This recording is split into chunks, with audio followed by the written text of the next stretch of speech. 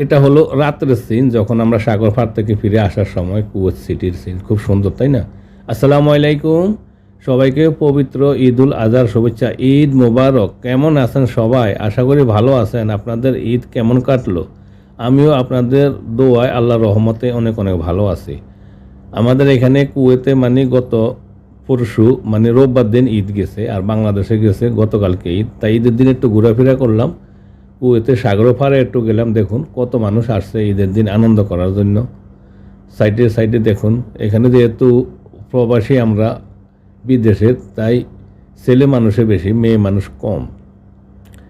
এই সাগরের পাড়ে দেয় কিন্তু খুব সুন্দর রেস্টুরেন্ট আছে, খাওয়ার ব্যবস্থা আছে। আর এখানে সূর্য মানে অস্ত যাওয়ার কিছুক্ষণ আগে, আর এই সাগরের পাড়ে কিন্তু অনেক মাছ পাওয়া যায়। অনেকে দেখুন বড়শি বাইতেছে, এই সাগরে খুব মাছ পাওয়া যায়। বড়শিটা পালাইলে কিন্তু মাছে ধরে।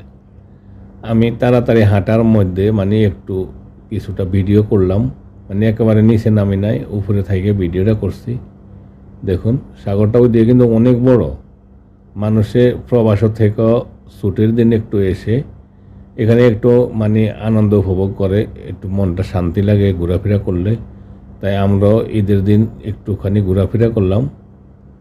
আমরা গিয়েছিলাম আসরের নামাজের পরে। আসরের নামাজ পরে গেছে, এখানে যেহেতু গরমের দেশ বা গরম, আসর নামাজ পরেও গরম থাকা। তাছাড়া সাগরের পাড়ে গেলে কিন্তু গরম তেমন লাগে না, সাগরের যে একটা হাওয়া আসে ওটাতে কিছুটা ঠান্ডা লাগে আর কি। অনেক মানুষ দেখেন সাইডে বসে আছে, এই সাইডে রেস্টুরেন্ট আছে। তারপরে আমরা এখানে আইসক্রিম খাইলাম, আইসক্রিম পাওয়া যায়, ঠান্ডা পানি পাওয়া যায়। খুব ভালো উপভোগ করলাম, এনজয় করলাম। এই দেখুন মানুষ চলাফেরা করতে আছে, কেউ সেলফি নিতে আছে, কেউ ক্যামেরা নিয়ে এসে, যার যে অবস্থা আর কি। এখানে কিছুটা সময় কাটে মনটা একটু মানে ফ্রেশ করে নিলাম। যেহেতু আমরা প্রবাসে থাকি, সবসময় আমাদের মনটা কিন্তু ছোট থাকে। তাই এখানে কুয়েত সাগর পাড়ে এসে আমি কিন্তু রাস্তার উপর থেকে কিছুটা ভিডিও করেছি। যদি আমি নিচে নেমে মানে আরও ভালো করে ভিডিও করলে কিন্তু সাগরটা বেশি উঠতো।